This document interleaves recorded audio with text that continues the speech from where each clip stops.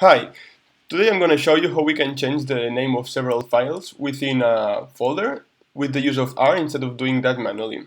So for example, in this folder we have several files that we want to change and just add Mediterranean Sea before each of the documents names so we can distinguish them from the others from the Red Sea. So let's see how we can do that. First of all, we have to define the working directory, which in my case it's online course, data manipulation assignment, and we're going to change the Mediterranean Sea documents, so we set this folder as the working directory. Now we want to get this directory back, so we can copy it and paste it here and define it as a new value. Okay, we're going to call folder. Now we have to define the function that's going to change the name of all the files within this folder. So we're going to call this function rename function, and we just say that there's a z variable.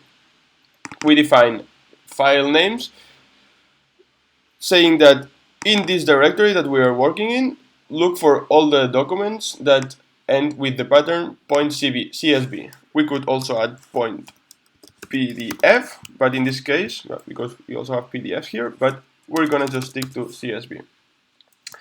Then we're gonna apply another function within the function to all the f names that we just defined, and the variable will be the current name. So we'll define first the new name that will basically be putting together with the paste function Mediterranean Sea.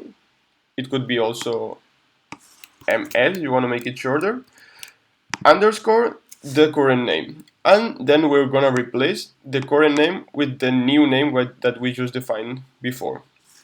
So we run that, and now we have to apply the rename function to the folder where we can find all those documents. So if we have a look now, it's still like before, and if we apply this function, we didn't define that folder, and now we can apply the function, and yeah, Mediterranean Sea underscore bathymetry, etc. I hope that was clear and that can be useful in your future, and thank you for your attention.